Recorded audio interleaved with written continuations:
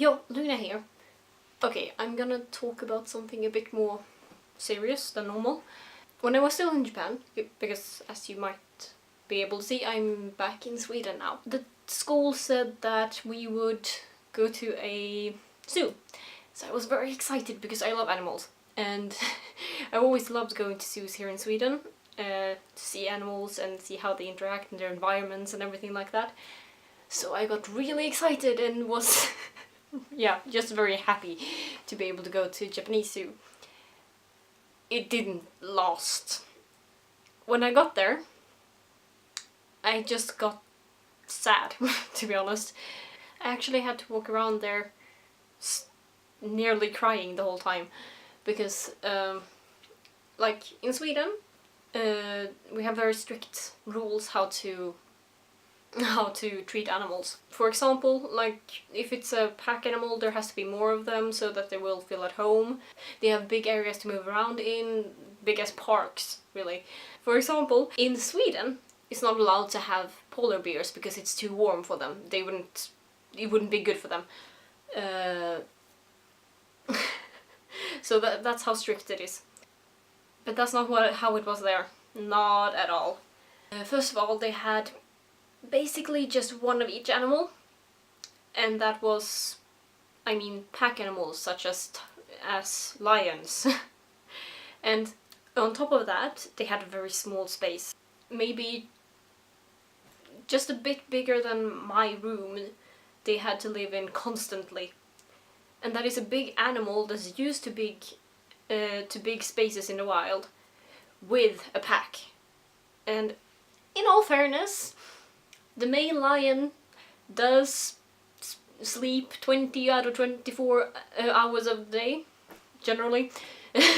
So, but still, that's not the kind of environment they should be in, and it was a cage at that. It was a building they were in.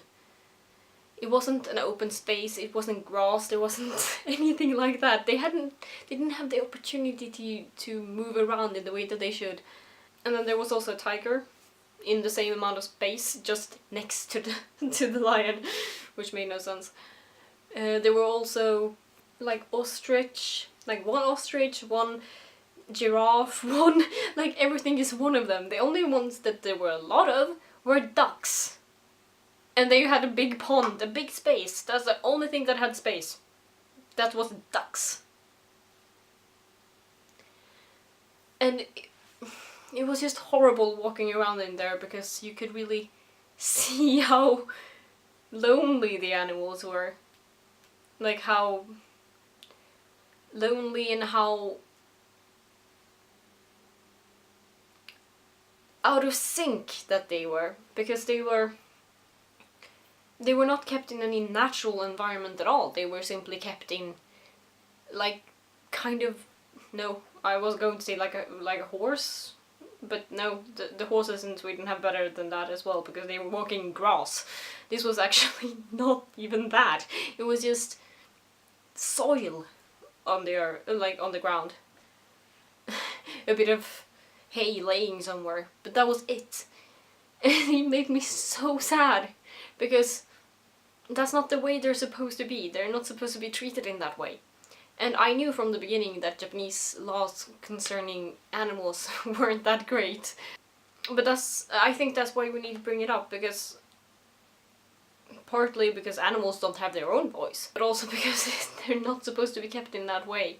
So yes, I just wanted to bring this up because it's something that I find very important, and it's a bit more serious than I usually do, but I think it's a big part of culture, learning about someone else's culture. It's also learning about what's bad with it, even if it's actually learning about your own culture, it's also learning about what's bad with it. Because as you grow up, you don't really see it because it's so normal. So you have to work to see what's bad with your own culture too. But yes, I don't really know what to say because it's something that makes me emotional and kind of angry. And I was just devastated after it, so I just wanted to make this video to show it, because I don't know what else to do other than inform people about it. So yes. See ya.